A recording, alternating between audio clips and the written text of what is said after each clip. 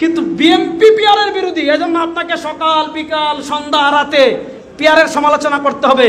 ওই লজুর ভিত্তিক রাজনীতি যদি করতে চান, ইসলামী রাজনীতির লেভেল বাদ দেন, মাদ্রাসায় পড়ান, খানকায় বিরাগী করেন। ইসলামী রাজনীতি যদি করতে চান, ইসলামকে সবার উপর রাখতে হবে, ইসলামের উপরে কাউকে রাখা যাবে না।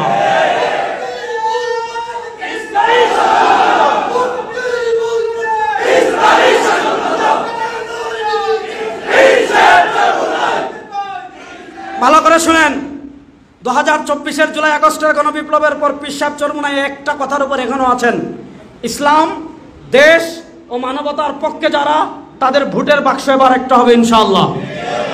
এই ইসলাম বাংলাদেশের মানুষ সবাই বলে, বিশ্বাস করেন আমি এবার হজে গেছি, আমি তাওয়াফ করছি, বাংলাদেশিরা দেখলে দৌড় দিয়ে আসে। মিনায় বসে আছি, বাংলাদেশিরা দেখলে দৌড় দিয়ে আসে। আরাফায় বাংলাদেশিরা যেখানে দেখে দৌড় দিয়ে আসে, আসে বলে হুজুর আপনারা এক হলে আমরা আপনাদের সাথে আছি। বাংলাদেশের মানুষ বুবুক্ষের মতো তাকিয়ে আছে। আমার পুণ্যভূমি সিলেটের যুবকদেরকে বলবো প্রস্তুতি নেন, আমার প্রিয় জেনজি তারুণ্যকে বলবো প্রস্তুতি নেন। এই বাংলাদেশে 52 বছর অনেকেই শাসন করেছে, কেউ চুরি বন্ধ করতে পারে নাই, কেউ ডাকাতি বন্ধ করতে পারে নাই, কেউ চাঁদাবাজি বন্ধ করতে পারে নাই। আর বন্ধ করবে কেমনে? যাওয়ার আগেই তো শুরু করে দিছে। এজন্য আমাদের নেতা মরহুম পীর সাহেব চরমোনাই রহমতুল্লাহ আলাইহি বলেছিলেন, শুধু নেতা নয়, নীতির পরিবর্তন চাই।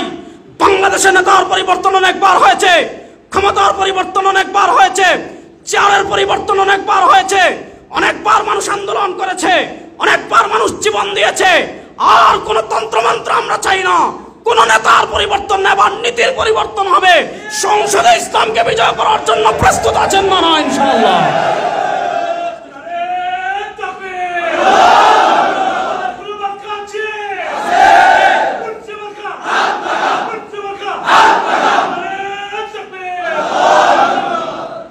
পীর সাহেব চরমোনাই জাতীয় উলামা মাশায়েখ আইম্মা পরিষদকে দায়িত্ব দিয়েছিলেন, বাংলাদেশের রাজনৈতিক দলগুলোর ভিতর যে তিক্ততা আছে সেটা দূর করে ইসলামপন্থী যারা আছে তাদেরকে কাছাকাছি নিয়ে আসার। 2023 সালের সেপ্টেম্বরে, আমি তো দেখতে খুবই ছোট মানুষ, বয়সও কম, ইলমু কম, আমলও কম, আমার উপর একটা গুরু দায়িত্ব দেওয়া হয়েছে। আজকে 2 বছরের কাছাকাছি। বাংলাদেশে ঐক্যের কথা অনেকে বলে, কিন্তু বাংলাদেশে যার যার মাসলাক আপন জায়গায় রেখে, যার যার আকীদা আপন জায়গায় রেখে, যার যার আদর্শ আপন জায়গায় রেখে, যে ইস্যুতে আমাদের ভিতর কোনো ইখতিলাফ নাই, যে ইস্যুতে আমাদের ভিতর কোনো দ্বন্দ্ব নাই, ওই ইস্যুগুলোতে কেমনে আমরা একসাথে কাজ করতে পারি, এটার মাঠ পর্যায়ের রূপরেখা যে সংগঠন পেশ করেছে সেটার নাম হলো জাতীয় উলামা মাশায়েখ আইম্মা পরিষদ। আমরা ঢাকায় কর্মসূচি ঘোষণা করেছি, আসন্ন নির্বাচনে ইসলামপন্থীদের ঐক্য ভাবনা, সারা দেশে প্রোগ্রাম হচ্ছে। ইনশাআল্লাহ আগস্টে আমরা ঢাকায় বিশাল প্রোগ্রাম আরেকটা করার আমাদের প্ল্যান আছে। তো আমি আমাদের তারুণ্যকে, জেনজিকে এই কথা আমি বলে যাচ্ছি যে আপনারা পরীক্ষামূলক একবার ইসলামকে ক্ষমতা নেওয়ার চেষ্টা করেন।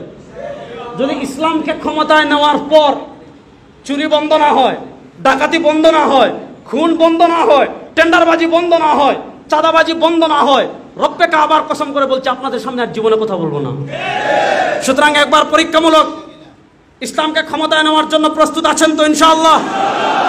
আল্লাহর কোরআনের সংসদ গঠন করার জন্য প্রস্তুত আছেন তো ইনশাআল্লাহ? সুতরাং no Awami League, no BNP. আমরা আওয়ামী লীগকেও চাই না, বিএনপিকেও চাই না, ইসলামকে ক্ষমতায় নেওয়ার জন্য প্রস্তুত আছি ইনশাআল্লাহ।